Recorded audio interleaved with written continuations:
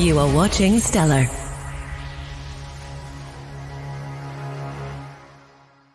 Hi, everybody. I'm Jim McCarthy from Stellar. Welcome to Spotlight on Success. We have some great guests and some great stuff to talk about today, and I'm glad you're with us. So thanks for joining us.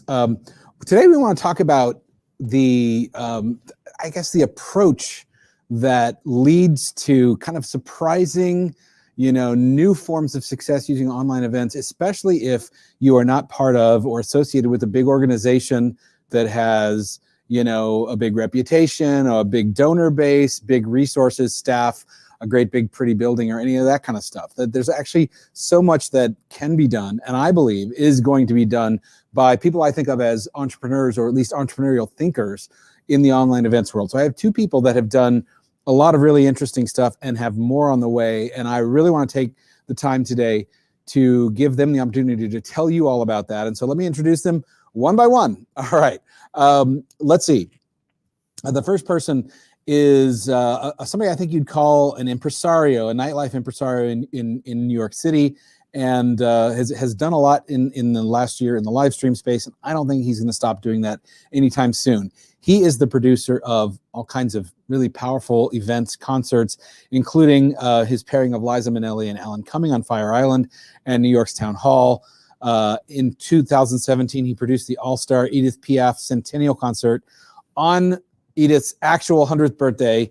And he's worked with icons like John Waters, Lady Gaga, Margaret Cho, Linda Carter, Peaches, Bridget Everett, Vivian Reed, Christine Ebersole. And he founded Club Cumming with actor Alan Cumming.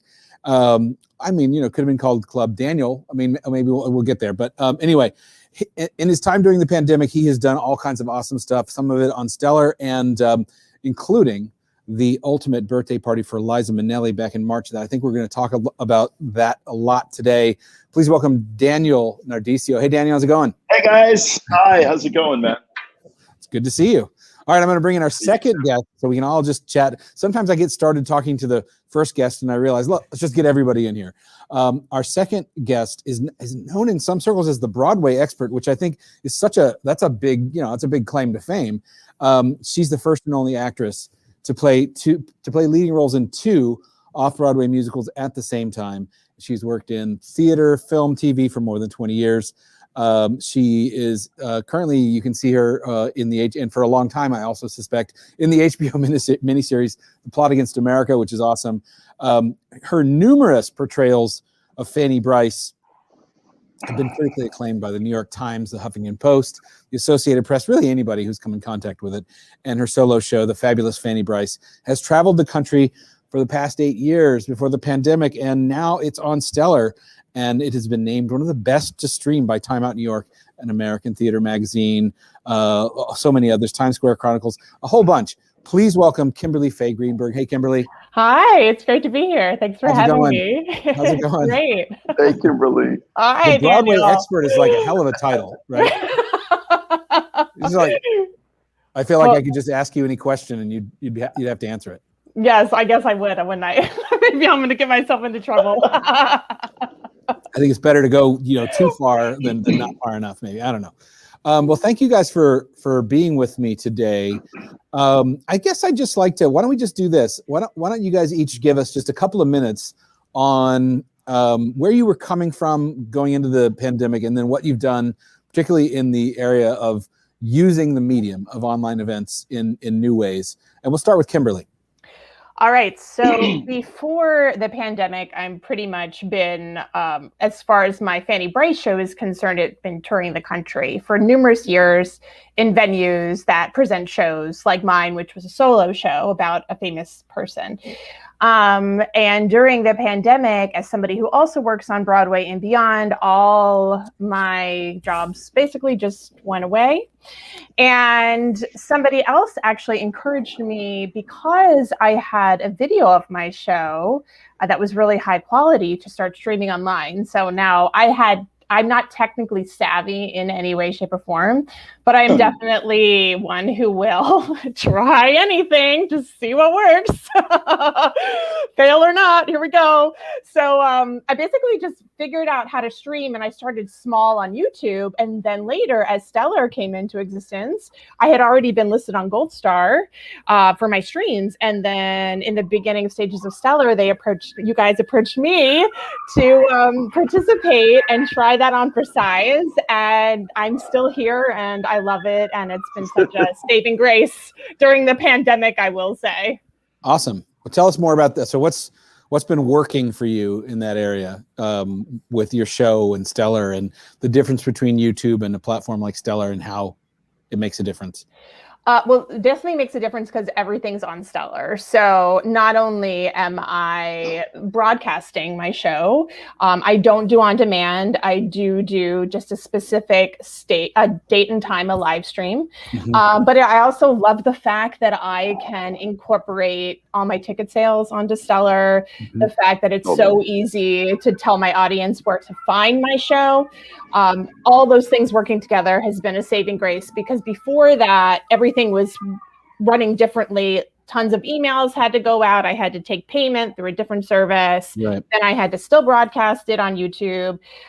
So I was able to sort of form one place to do it. And then the thing about Stellar, which I love, is the fact that there's people behind the scenes to help you if something happens or goes wrong. But it also just looks cool. I always tell people, yeah, I know, it totally looks cool. Like, I'm like, it's like watching a show at a movie theater. Or, well, I would like to think you think you're in the theater when you watch my show, but it's not. It's more than just watching it on your device or computer or TV. So I just think it's, I appreciate the nice things you say about Stellar. And it's one of these things where I think about, I don't know, I feel like you're a person who really hustles, right? I mean, you're a person who really digs into stuff. This issue of like, I'm not a technical person comes up with online events sometimes, right? Because there's this tiny little thin veneer of technical new stuff that comes along. Yeah. And it just can't, you don't have to be a technical person to really master it. And if you don't want to master it, as I say, there's people everywhere who know how to do this, right? I mean, it's not a hard skill set to find. I just don't want people to be stopped by that. Oh no, absolutely. I mean, if you can be on your computer and your laptop, you can definitely stream. Like with anything in life, there's a small learning curve, but of course you could just hire somebody to do it for you as well. That shouldn't stop you in broadcasting on Stellar at all. And I love that setting up the ticketing is as easy as when I set up ticketing for my regular events, live events. Mm-hmm. I'll use brown paper tickets. I thought it was going to be this big thing that was overwhelming, but setting up the ticketing was relatively easy. Well, except the time change that throws me off. Oh yeah. But that's the good thing, because on the platform, it does the time change for you for the people who buy. So at least you don't have to worry about them. You know what I mean? I didn't know that. Exactly. Yeah. I actually saw a promo for an event that's on Stellar this weekend, and they announced one time. Like they said, coming on such and such a day at such and such o'clock. And I was like, ooh, like that's different for different people. But it's interesting how when you think about online events, you really are thinking across potentially anywhere, really. But, realistically, somewhere between, if you're doing a show that's, at say 8 o'clock on the East Coast, you could probably reach 10 time zones. Maybe it's the middle of the night for some people, but you have to kind of keep that in mind. It's a really interesting switch, isn't it? Mm-hmm. So now as Daniel, let's go over to you. So walk us through. I mean, I kind of talked a little bit about what you were doing before, but sort of walk us through the process that we all went through of having everything come to a complete stop. And what do you do about that? Exactly. Yeah. Well, I did live events for many years in New York and on Fire Island. I've done concerts also in New Orleans and different places around the country. So I was pretty adept at that. I know what I'm doing with that. And then I ended up in the last few years buying 2 bars, or starting 2 bars, Club Cumming, as you mentioned, with Alan, and another bar, Bedlam. And they both did great. I did a lot of live music at both of them, some big shows, even though they're small places. And obviously, like everyone else, March happened last year and we closed the bar. I think it was on March 13th, both bars. And we kind of thought it would be a couple weeks. But I had already concurrently started a television production company with Alan. So we were already in that world. I'd been going to LA to pitch meetings. I'd been sort of understanding television, been learning it for about a year and a half. So my mind was already kind of going in that direction and trying to figure out already how to meld what I did. I didn't really want to just do live concerts, but like the live element of entertainment and also with the filmed element and television. So I was kind of, all of that was in my head. And then after March 13th, I thought, well, geez, I gotta step it up and do it fast. So then we started practicing, basically. The first thing I think we did was a upcoming variety show at the bar where we basically had a bunch of performers come in. I remember it was last August. I think that was the first thing. And shot all of the performers coming in and COVID protocols, and then aired that. And we kind of learned from that mistake, what worked, what didn't work. We got cameramen. We basically, it was sort of the process of learning good cameramen, figuring out the marketing of it, understanding, what people wanted. And then from that point on, I just started taking over. My partner, Sam, my business partner, Sam, and we just started taking over and throwing a lot of stuff at the wall. We did live comedy shows with Pat Cohen, which was a disaster because what I didn't realize was we did it for a very limited audience that were sitting outside, but all of them had come to Club Coming a lot before. And as they approached the building, their phone would attach to the Wi-Fi. Oh, no. Because they'd been. And so more people, so 20 people show up to watch the show projected outside, but then they're all pulling from the Wi-Fi. Right. And I hadn't thought about it. So the show was getting really glitchy, it's a small thing, but it's a learning curve. And then, I think that online stream, when you go down the path of doing some online streaming, one of the first things you learn is upgrade your internet connection.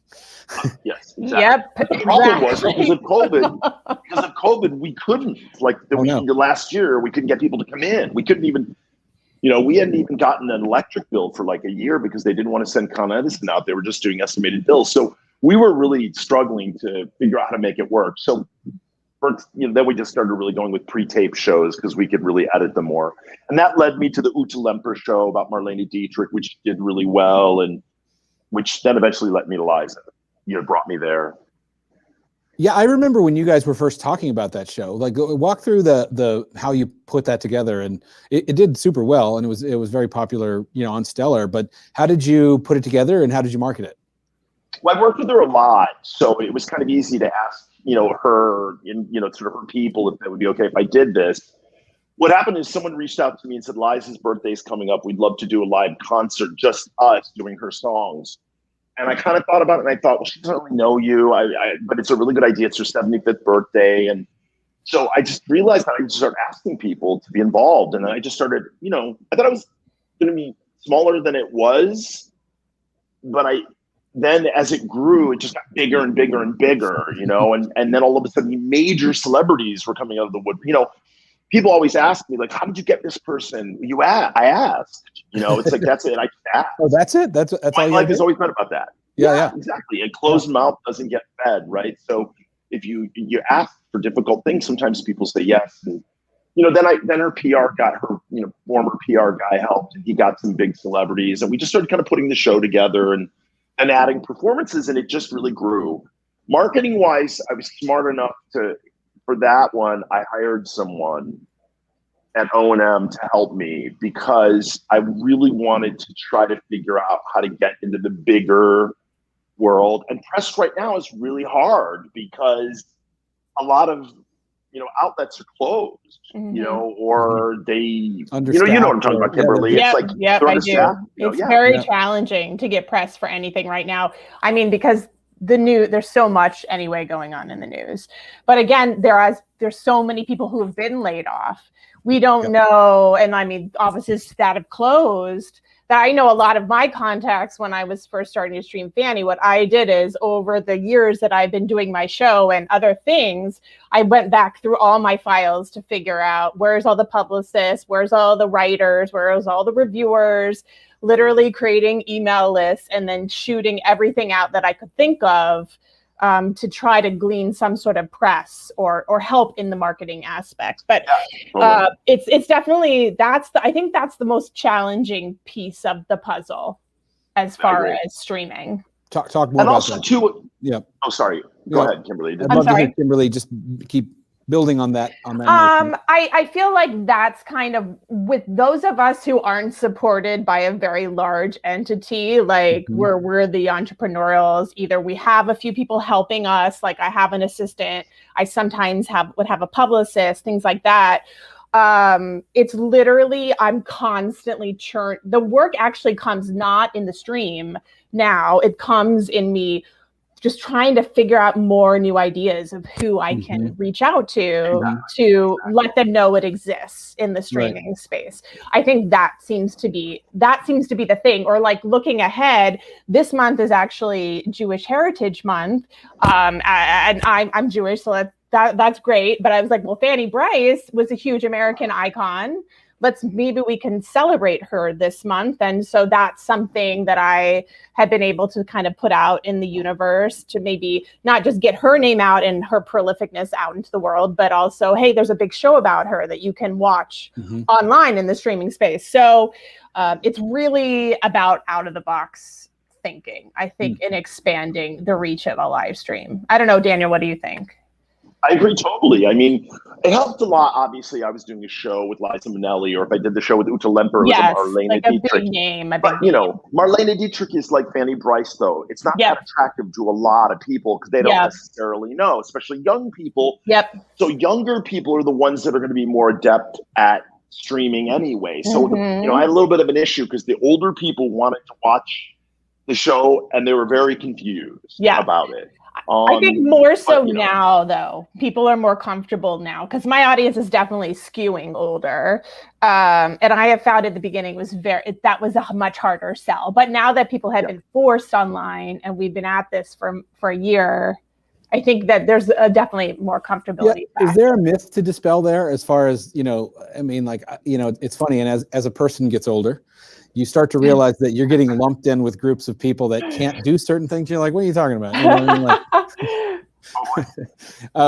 right. I mean, is there a myth to dispel there? I mean, I think, you know, obviously what we've observed is that shows that skew much younger do in fact have a smoother sort of customer service process, but that doesn't mean that an older audience is incapable of doing, I mean, and I think it, you know, behooves all of us to make these processes as good as possible too, right? To make them easy. You guys make them really simple. It's like a one-click thing, you know, but it's just... We're working on the one-cluck thing, Daniel.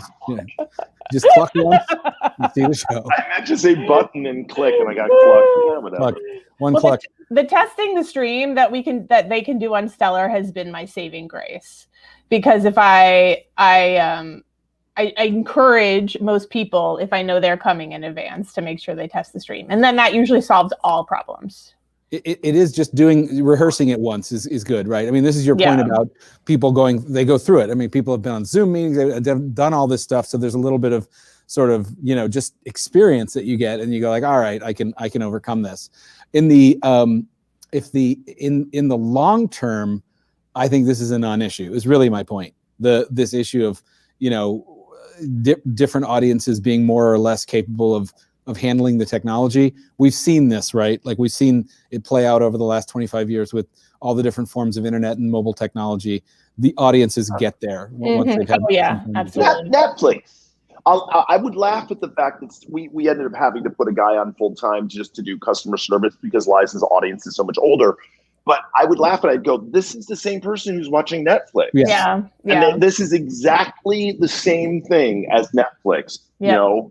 But right now I'm beginning to wonder if we're doing a disservice by saying virtual live stream. I'm not 100% sure yet. Like, I think once this whole thing is over, we kind of need to normalize it and maybe not make it not seem like someone just doing a show in their living room. You know what I mean? I completely do. I think the label is a big problem right now.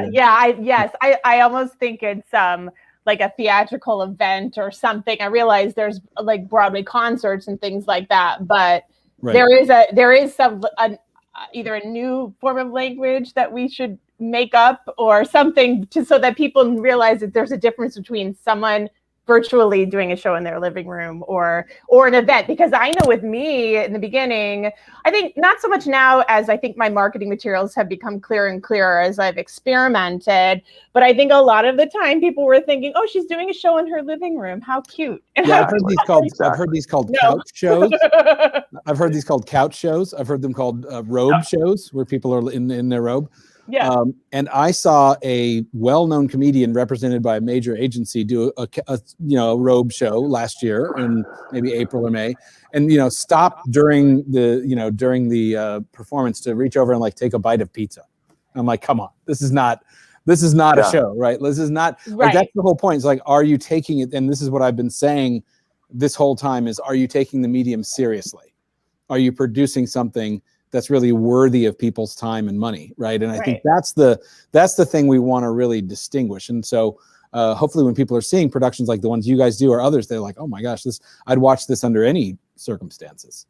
Well, that's what I was very honored. I mean, each production got better, I felt like. I don't know, with Kimberly, I think you're saying your marketing materials did, but I'm assuming also your technology and your knowledge did. I mean, once we did the Marlene Dietrich show, that's when I knew, I mean, it's long. I didn't have a say in the length of it. I think it should lose a half an hour, but it was really well done, if I do say so myself. And I said to myself, if it wasn't for the fact that people are looking at this medium kind of skeptically right now, this could get a lot of attention, because it's a great little movie, and the sound quality is great. So I think, eventually we're I hate to say we're ahead of the curve, because it's like we're patting ourselves in the back, but what is it? That's okay. You can do that. We're here to, it's called Spotlight on Success, not Spotlight on doing the same thing everyone else is doing. Right, exactly. That's a separate show that we do. Well, I feel like my experience is a smidge different in the fact that I had a video of a show from a couple of years ago. I've had numerous videos, but one that was as high quality as it could be to go online. And then what I did was I edited about 20 minutes off of it, so that was the length of someone's able to view it online, because obviously our attention span is less online. So I chopped like 20 minutes off of it, then added credits and the opening title card and credits. And then it was kind of its own little entity. So with my streaming, it was figuring out the tech and making sure I had the internet. That was the big thing of upgrading my internet. And then once I had it online, it was good to go. But then for me, it was marketing, a lot of finessing that marketing to make sure people aren't thinking. And sometimes I still think people think that I don't have a show in my living room, that this is like a show. Yeah. It comes up a lot where there's aspects of a show that are so great, and when you see them, they're so great, but it's hard to convey in marketing what those differences are, right? I think you can actually do it some with things like just the art that you use and a little bit of the description, but we got to find out how to make those signifiers really work for us to help people, understand that what they're watching is something they'd watch in any context. It just happens to be live. Right. It just happens to be something that's live. Which in many cases actually makes it more exciting. I mean, I know you guys both primarily use pre-recorded stuff, but broadcast live.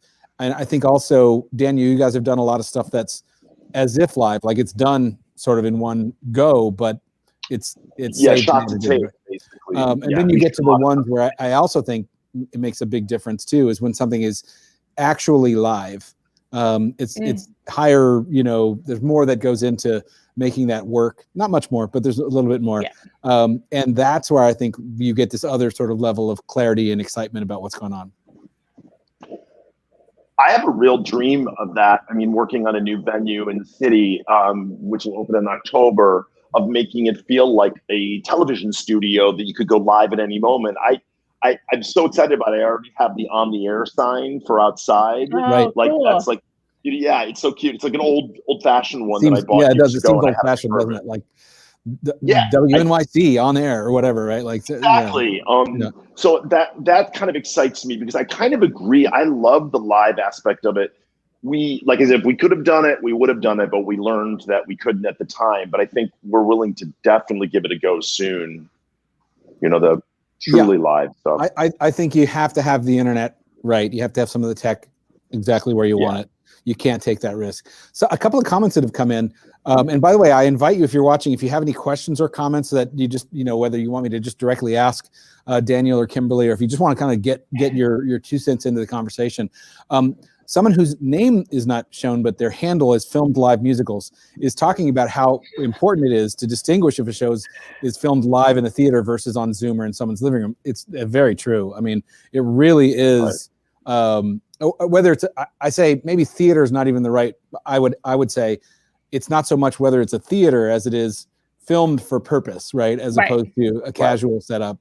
And that really is the big breaking point for me. That was the thing that last spring, when we started working on this, it was just obvious to me that barrier, that quality barrier, whether you're filming it in a theater or you're just filming it, for the purpose of putting it on a screen, was the one thing that we had to get past that as fast as possible. Otherwise, there wasn't really much there when it came to these events. But I think that's definitely happening.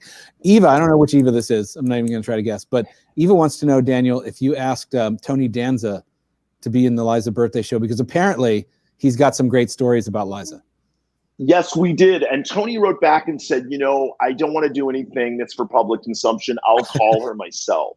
And that happened to 2 people because we told them this was going to be aired for public consumption, and the proceeds, a portion of the proceeds would go to the Actors Fund. And, Jason Bateman was another one. He was like, I'll just call her myself. And I get it because, they don't know me and they don't know exactly my, so I think we did definitely reach out to him. And I mean, I don't think there's anyone who doesn't have a crazy story about Liza, but I hear Tony has a bunch of them. Yes. I love how he's like, you know what? I'll just call her. You're kind of missing the point here, Tony. We're doing a little show, I appreciate it, but that's funny. So I think, I was just thinking about this the other day, that although in one way this has been a time that pushes people toward online shows because in-person shows haven't been possible, it's also been a very difficult time to produce anything at all. Just like anything at all, right? I mean, like let's start with how many people just aren't in their jobs anymore in organizations, or just people who are, just not working in the field. Hopefully that'll change in the next few months. But let's start with that, and let's continue with, for the first several months, it was difficult to do anything at all, right? To go to a building, or, even things like COVID protocols didn't exist, right? So it's almost like, the industry is going along at about 10% of its normal force, producing what it's producing. I'm really excited to find out what happens when the industry is back at full speed in terms of its staffing and the shows that are going on and the people that are working, and it's easy to actually put something together. It just feels to me like we're going to have a flood of both in-person and online content coming through. What do you guys think about that? Yeah, I don't think it's ever going to go away now. This is like probably one of the best things to come out of the pandemic, is adding this to our toolbox, our wheelhouse. And especially because now our art can reach across the world, and we can't really do that where we are. So why would we not continue this? Right. Why would we not continue to multiply the people who watch our art and put art in the world in this way? I agree. I think the smart people will continue or will figure this out, and the ones that don't will be left in the dust, because it's an additional revenue stream for artists. It's also an ability for people like to see a club in New York, they want to be a part of it and they want to experience it. So I think it's really great. We're going to eventually get past the sort of what you were saying before, how hard it was to make things happen. I think the hardest part for me was the fact that, like what you were saying earlier, that people or we were talking about earlier, is that I didn't feel like people were respecting really that I was trying to do these things. I felt like they thought like, oh, you go, Isn't that cute? It wasn't like, that's cute. Yeah, isn't that cute? You make that little show. And that was a little hard for me. I didn't feel like I was getting the support, and sometimes from my friends or whatever. It was really when Liza came around that my friends were, because they got so much attention, that all of a sudden they were like, oh, and I thought, yeah, of course now you're going to come to the party. But that was a little tough for me, Yeah. I mean, here's how I look at it. There are going to be people on the trailing edge, as I call it, of this that stop doing digital content this year because they're like, oh, thank God that's behind us, right? Right. Yes. And so this year there's going to be people leaving that while other people very quietly and very powerfully are going to be entering it in droves. But I will say that in 5 years, every one of those trailing edge people will be doing it and playing catch up. Oh yeah, absolutely. So it's going to be one of these things where you pay the price for going like, oh, now I don't have to worry about that anymore. And I'll tell you what the experience that I can draw on for this is, you know, I was part of the internet 1.0, you know, I worked in the internet all the way back in the late 90s. And there were a lot of companies, organizations, whatever, who said like, I just can't worry about this internet thing. Oh, right. I just can't worry about it. It's just not, you know, no matter what I do, internet is not a big part of my business. And they came up with the same, you know, all my customers are old, so they don't know how to use the internet and whatever. And of course, 2 years later, everyone was using. I mean, I remember companies as late as like 2001, 2002 saying like, I really don't need a website. Or having like a token website. And you're like, well, you're about to get run over by a bus here because you know, if you or you'll be perpetually playing catch up. It feels, you know, very much like the same thing. And, you know, one of the questions that I guess I would just throw out that I talk about a lot is imagine we're kind of theater, having a theater conversation sort of today. So we'll use the theater example. Imagine whoever you might think they are, imagine the world's greatest small theater. They probably do some pretty good work, right? Yeah. What size of an audience does that organization deserve? Right. Exactly. Massive audience. Exactly. Right. Because whatever number you've got in your head, I guarantee it's 20 or 50 or 100 times more than they actually absolutely. with their in-person. Exactly. And that's the great thing about what I'm sort of feeling with the future is it's also great for the artists that I work with. Because like Kimberly, we're a little different in the sense that you're in front of the camera, I'm behind the camera, right? I don't really ever get in front of the camera. So you might be able to relate. I can go to an artist and say, you know, my new venue fits this many people. So we can afford at this ticket price, I can afford to pay you this. But if we also do the streaming option, you can make more money. The artist can make more money. So it's like, and the venue. And after the year we've had, that's a win-win-win, you know? Plus you get to keep it after it's over. You know, everything we've done, I say to the artist, it's yours. And now you have a high quality show, which a lot of performers don't have a high quality version of their shows. Yeah. I think from an artist perspective, as well as a creator perspective, any way that we can try to create any sort of income as a performer, as an artist is important because we don't know when that next job is coming. We are a lot of times at the mercy of waiting for the next thing.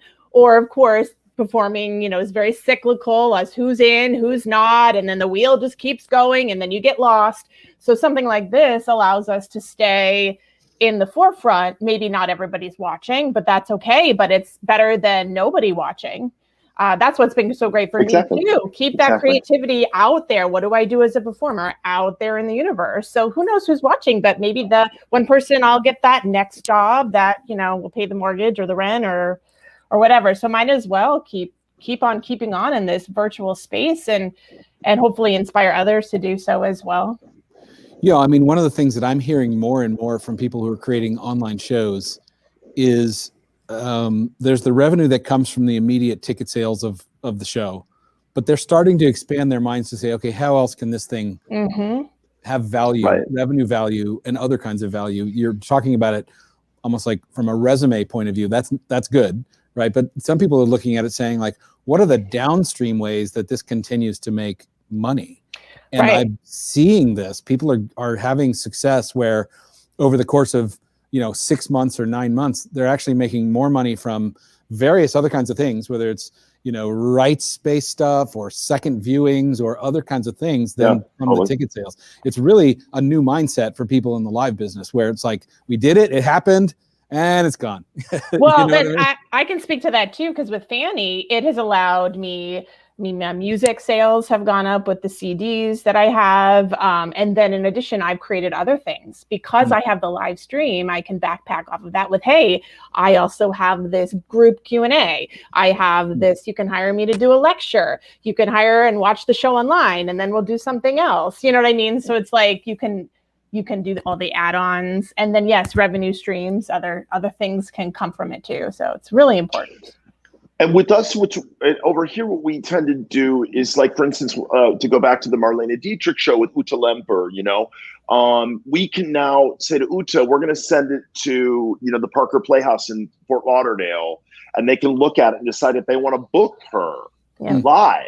Yep. You know what I mean? And so it's a calling card. So we send the show out and we say to, Berlin, to a theater, and say, would you guys want to do this show live in front of an audience? And so it's helped us, because a lot of the people that I work with, I try to also take to other cities if I can, because if I work with them, I like them, and so it's fun to work with them in other places. So yeah, it's been a great little calling card.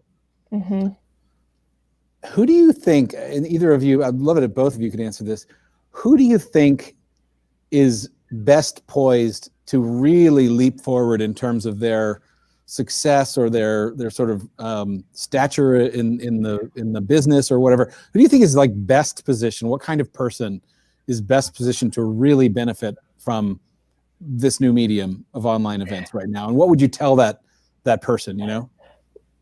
Well, you definitely have to be an entrepreneur. You have to be able to think outside the box, and I think you just have to be a person I'm willing to try this and work out the kinks, and and just keep on keeping on. It's a marathon. It's not a sprint. You build your audience over time, like you build anything else. Really, that's it. If you have something to offer, you should put it out there into the virtual space. Why wouldn't you do it? I don't know. See, I kind of feel like the gift of desperation is what happened to me. And I kind of feel like the art forms that have that, like these smaller theaters, like the Wild Project, let's say downtown, and they have it. Whereas people in television really didn't have that as much. They lost their jobs, but now they went back, or they were making such great money. These little theaters, I'm finding a lot of these places are really trying to figure it out. Joe's Pub, them, and so we all got I say the gift of desperation, because it's just trying to turn it into something positive, really, But Broadway is a really good example. Broadway's, I feel like, very much pushing forward. I see a lot of Broadway shows like Titanic, different shows that are kind of like going in this, they're really taking this and running with it a lot more than other sort of mediums that I thought would, like music, not as much live music as much as Broadway seems to be pushing. It's interesting to see what's happening in live music, and I can tell you, from what we see, the kind of concerts were some of the first professionally produced things that came along. I've been surprised that more artists haven't wanted to take charge of their career by doing these shows themselves. A lot of, if you're in the top sort of 2,000, 3,000 music artists, they're waiting for someone to come write them a check, to do a show. Right. Yeah. Which is a real missed opportunity, because, totally. All of a sudden they could have a huge database. They could there's a lot they could do with it. And it's that sort of next chunk down that are saying, you know what, if I'm not wrong here, I can take control of my destiny in a whole bunch of new ways. Yep. So I think that's the interesting thing, Daniel. I think you're right. Like, that's been a little bit, they've kind of gone too quick to duplicate the offline model, and it's not particularly effective right now. I think it will be, get there, but it's not right this minute. You know who is making bank? Drag queens. They're like, they're the ones that have figured this out, like between their tip options, and they're doing these live shows and talk about the gift of desperation. There's nothing more desperate than a drag queen that needs money, that needs to pay their rent. I'm just joking. But they really have, I've seen them sort of really do a lot of great stuff. Can you close that door? My door. They really do a lot of awesome stuff. I've been watching them sort of develop their show. For instance, Jinx Monsoon and Benda La Creme had a Christmas show that I think grossed like $500,000 or something. Wow. And it was really well done. Yeah. It was really well done. Yeah. We got a comment a little while ago about quality and price. I'm sort of adding a layer onto this about, a show being worth more than, $10 or whatever. And I'm a big believer that the quality in is what the value out should be. Obviously you have to match the price with the audience demand, but what are your thoughts about just the importance of having the price be right? And that means, at the right price for people, but also reflecting the quality of the show. Do you want to take it or? Yeah, I can take it for a second. I feel like for me, the crux was I want more people to see my show. So I wanted to have a lower price point, but I did want to charge more than like what somebody's going to, like a $5 or $6 price point. I wasn't going to go that low. I wanted a respectable price point, but I wanted more people to be willing to shell out the money to be like, well, we're not sure what this is, so let's shell it out anyway and see what we've got. And I was just kind of looking at what was in my space at the time, which wasn't a lot, but in going between the $10 and $20 mark was kind of where I left it at. I felt like that was reasonable. It cost like what, $20 or something, or $30 to see Mulan on Disney or whatever. And I was like, well, a family of 7 is not going to be watching my show. You know what I mean? So let's take it down. I bet at least one family of 7. Well, maybe. So that was kind of my thinking. It took a little bit of finessing to get it quite right, but yeah. Yeah, I was very much of the mentality that, I know what I would charge for these things live. And so I was going to definitely go a lot lower at first because I was trying to introduce people to this medium. I'd rather them watch it for less money. I'd rather make less money and them go, oh, he's doing a really good job. This is better than I thought I was going to be, than feel like they were fleeced. And so, that was, And so it was like, I've been kind of working for less right now, but I'm trying to develop my chops and my team was well. I mean, I'm lucky to have a really good sound guy and a really good, video guy. And I'll go to them, hey guys, this one we're going to keep the price really low because we want to generate as many people seeing it as possible. So, I think that's sensible. I would add that sometimes price is an indicator of value. That's kind of what you were saying, Kimberly, right? Yeah. Like if I price this too low, people are going to assume this is a Zoom robe show. Yeah, exactly. I mean, there is a little finessing as far as figuring out what the lowest common denominator is and not quite go below that. But again, I just wanted more people to see it versus this is not where I'm going to be making my fortune. But if more people see it, then yes, potentially the live show is where I'm going to make more money. So maybe they'll bring the show and in a live form down the road. Right. Yeah. Plus, this is free. This is free. What we're doing right now, Jim. What does that mean about the value? It's just 3 of us yakking into a camera. So I don't know. I mean, if anyone would like to give us money for this, it's pay what you can. It's pay what you think. It's yes. Tip me like a drag queen. Yeah, you can Venmo me. It's all good. Just buy me a drink sometime. That's all I ask. There's this really funny video that some comedian friends of mine did where they did like a Zoom thing and just every other sentence is Venmo me. My Venmo is because at the very beginning of this, every show I watched would be like, my Venmo is. And I thought, does that really work?